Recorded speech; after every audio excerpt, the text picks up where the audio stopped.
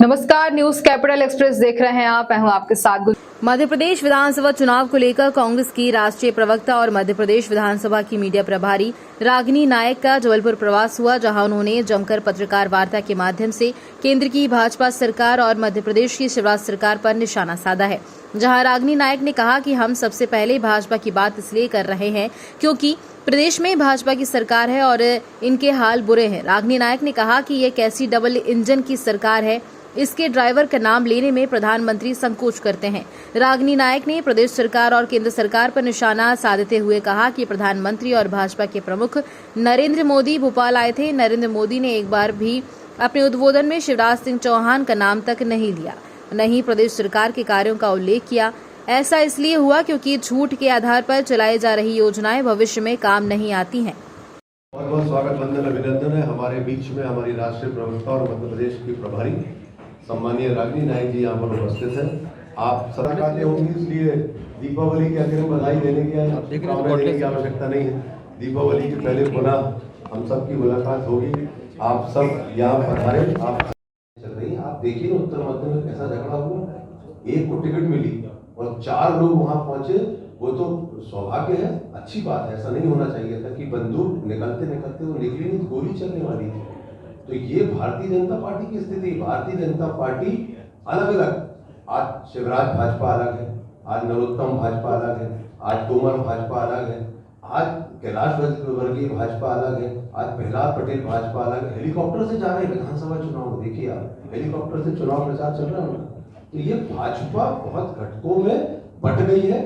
Congress party एक है, कहीं किसी प्रकार की। देखिए, मैं इसमें एक लाइन और जोड़ना चाहती हूँ। ये तो सबको पता है, नाराज गुट, शिवराज गुट, महाराज गुट, एक जैसा कि भाई साहब ने कहा, एक लाइलाज गुट भी है जिनको लड़ाने के लिए तो भेज दिया है। वो कह रहे हैं अरे शिवराज सिंह की एक डूबती कश्ती में हमें उतार दिया, हमारी लुटिया भी डूब जाएगी। तो वो लाइलाज गुट है जिसे लड़ाना चाहती है पार्टी, वो खुद ही नहीं लड़ना चाहते। तो जो चुनाव ही नहीं लड़ना चाहता उसको जनता क्या वोट देगी। और इसके साथ साथ देखिए, कांग्रेस हमेशा साझा नेतृत्व में विश्वास रखती है। हमारा केंद्रीय नेतृत्व और हमारा प्रदेश का नेतृत्व साथ में काम करता है और इसीलिए हमारा नारा भी है, बढ़ाइए हाथ कांग्रेस के साथ, फिर कमलनाथ। तो मुझे नहीं लगता कि इस नारे के बाद किसी भी तरीके की दुविधा की कोई जगह बचती है। ये बड़ी, क्योंकि जबलपुर में हूँ तो अगले विषय पर मैं ये कहकर ज़रूर बढ़ूंगी कि शिवराज सिंह चौहान, मुझे लगता है कि 10 राज्यों में भाजपा की सरकार है और जहाँ जहाँ भी चुनाव हुआ केवल शिवराज सिंह चौहान ऐसे मुख्यमंत्री हैं जिनकी इतनी फजीहत कराई केंद्रीय नेतृत्व ने कि चौथी लिस्ट तक नाम रोक के रखा।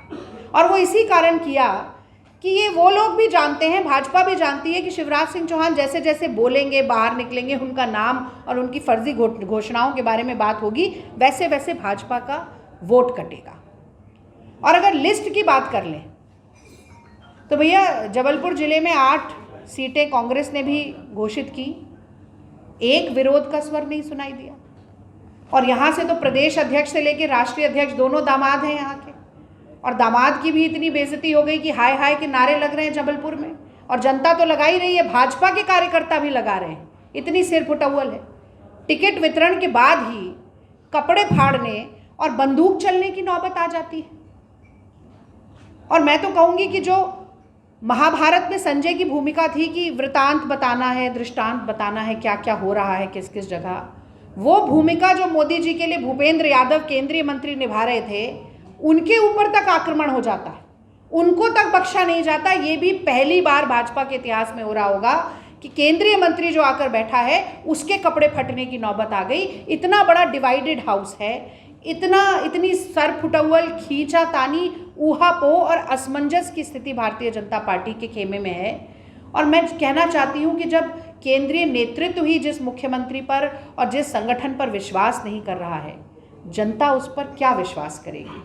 तो पहला भाग पीसी का मैं ये कहकर ख़त्म करना चाहती हूँ कि जैसे जैसे चुनाव की तारीख नज़र आ रही है, भाजपा के पैरों के नीचे से ज़मीन खिसकती जा रही।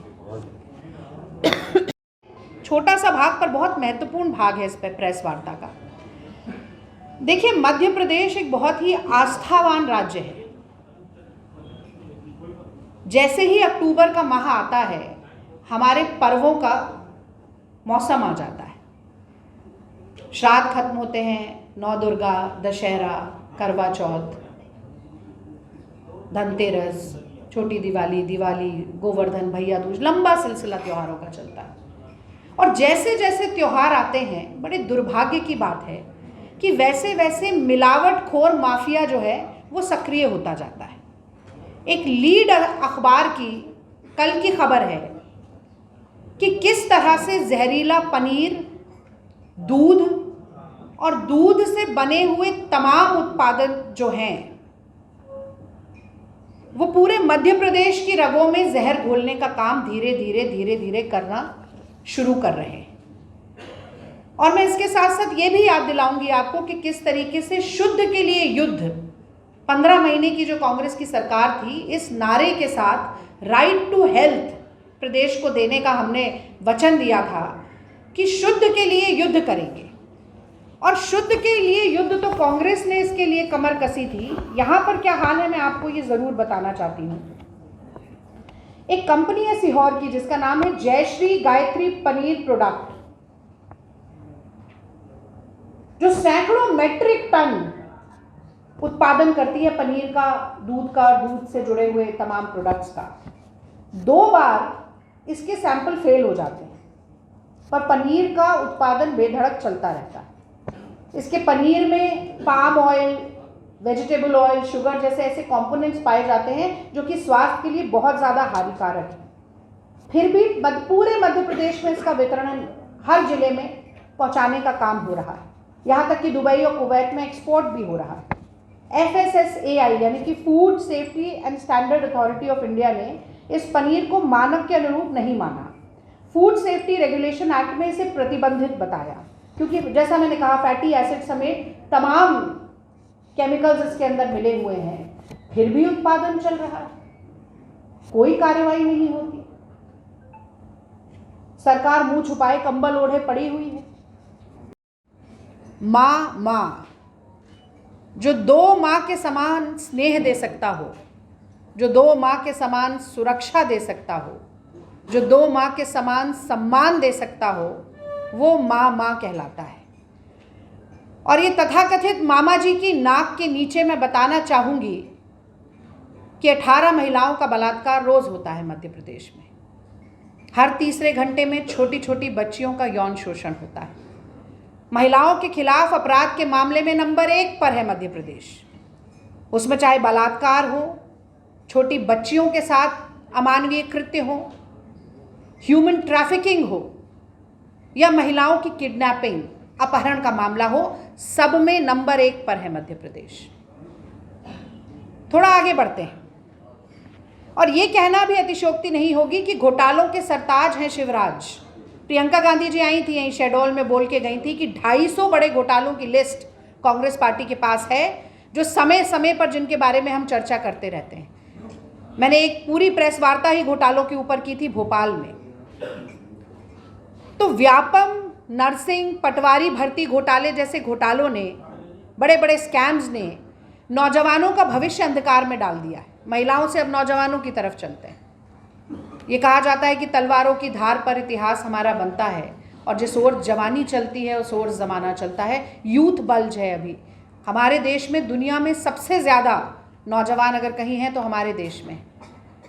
और 95 लाख पात्र नौजवानों में से जिन्हें उच्च शिक्षा मिलनी चाहिए, केवल 70 लाख नौजवान ऐसे हैं, माफ़ कीजिएगा, 70 लाख नौजवान ऐसे हैं जो वंचित हैं, विमुख हैं, उनको उच्च शिक्षा मिल ही नहीं रही है।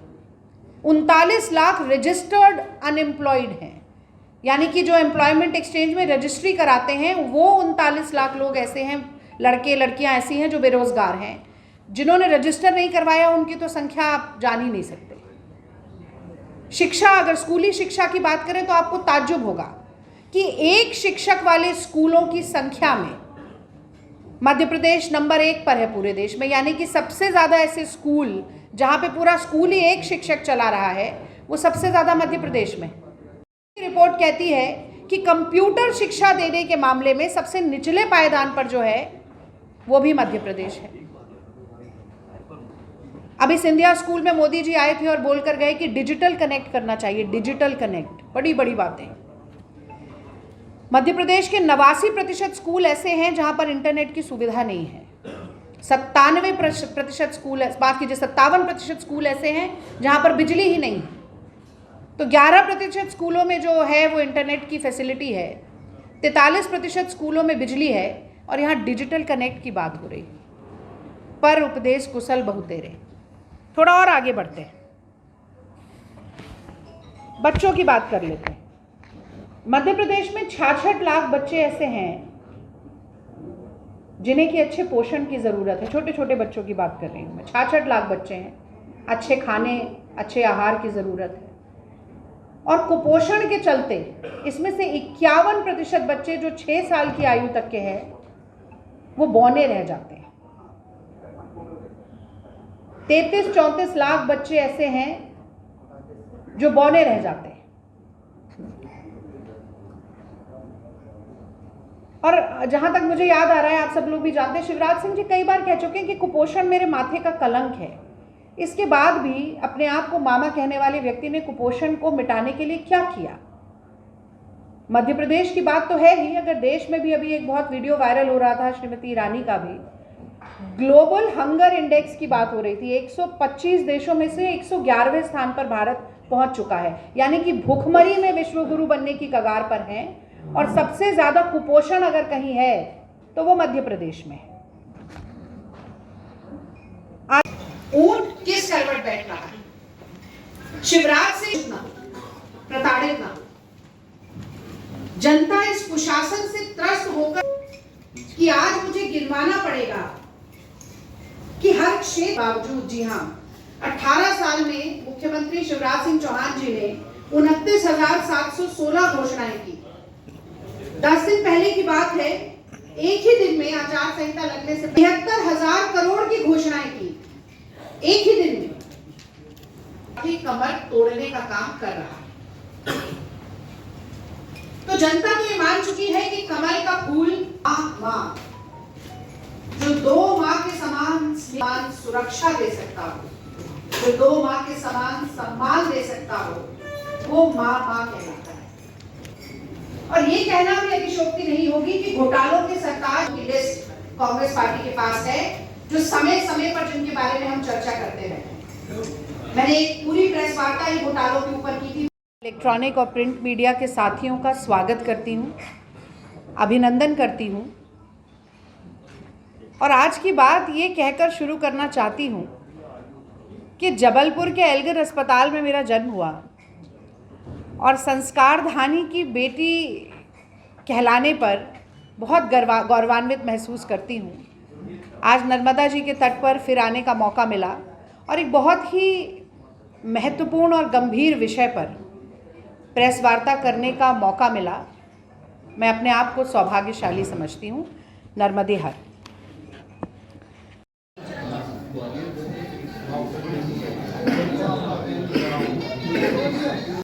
विशेष पर जाती हूँ तो अपनी बात इन पंक्तियों के साथ शुरू करना चाहती हूँ कि कैसे कैसे मंजर नज़र आने लगे हैं, कैसे कैसे मंजर नज़र आने लगे हैं। दुख दर्द में लोग अब चिल्लाने लगे हैं, कह रहे हैं बदल दो इस तालाब का पानी, ये कमल के फूल अब कुम्हलाने लगे हैं। तो जनता की नब्ज़ अगर टटोलें तो बिल्कुल साफ और स्पष्ट पता चल जाएगा कि इस बार विधानसभा चुनाव में हवा का रुख किस तरफ है, ऊंट किस करवट बैठ रहा है। शिवराज सिंह के 18 साल के कार्यकाल में समाज का कोई ऐसा वर्ग नहीं जो शोषित ना हो, प्रताड़ित ना हो। जनता इस कुशासन से त्रस्त होकर त्राहिमाम कर रही है, और यही कारण है कि आज मुझे गिनवाना पड़ेगा कि हर क्षेत्र में 29,716 घोषणाएं करने के बावजूद, जी हाँ, 18 साल में मुख्यमंत्री शिवराज सिंह चौहान जी ने 29,716 घोषणाएं की। 10 दिन पहले की बात है, एक ही दिन में आचार संहिता लगने से पहले 73,000 करोड़ की घोषणाएं की, एक ही दिन में। और वो तब जब 4 लाख करोड़ का वित्तीय कर्ज पहले से मध्य प्रदेश की आर्थिक कमर तोड़ने का काम कर रहा है। तो जनता तो ये मान चुकी है कि कमल का फूल सबसे बड़ी भूल, और इसीलिए ये भी कह रही है कि कमल का है जो नाथ वो है कमलनाथ, और इसीलिए उतावली बैठी है कि 17 सितंबर के दिन कांग्रेस के पंजे के निशान वाला बटन दबाएं और कमलनाथ जी की सरकार बनाएं। अब सिलसिलेवार तरीके से आगे बढ़ती हूँ। तो देखिए, शिवराज सिंह चौहान अपने जो आपकी सरकार थी उन्होंने महिला आरक्षण बिल को लटकाया था। बिल्कुल नहीं लटकाया, बिल्कुल नहीं लटकाया। देखिए, आज अगर महिलाओं को कहीं आरक्षण मिला है तो वो निकाय में और पंचायत में मिला है। वो जब 89 में राजीव गांधी जी पहली बार बिल लेकर आए तो राज्यसभा में वो बिल 7 वोट से गिरा। उसमें से 2 वोट थे, एक लालकृष्ण आडवाणी जी का, एक अटल बिहारी वाजपेयी जी का। तो ये भाजपाई और संघी घोर महिला विरोधी हैं। मैं तो पूछती हूँ कि भाजपा की अध्यक्ष कब महिला बनेगी, आरएसएस का सरसंघचालक कब महिला बनेगी? कोई जवाब नहीं है इनके पास। और फिर मैं बता दूं, 2010 में हम लेकर आए ये बिल, हमारे पास राज्यसभा में संख्या बल था, हमने पास कराया। लोकसभा में हमारे पास संख्या नहीं थी, हम नहीं करा पाए। लोकसभा के उद्घाटन में राष्ट्रपति और पहली महिला प्रधानमंत्री हो, राष्ट्रपति हो, गवर्नर हो, चीफ मिनिस्टर हो, स्पीकर हो, सब कांग्रेस ने बनाई है। किसने बनाया है? मैं तो फिर वो बात कहूंगी कि कांग्रेस ने जितना महिलाओं के लिए किया उसका 10% भी किसी और दल ने नहीं किया।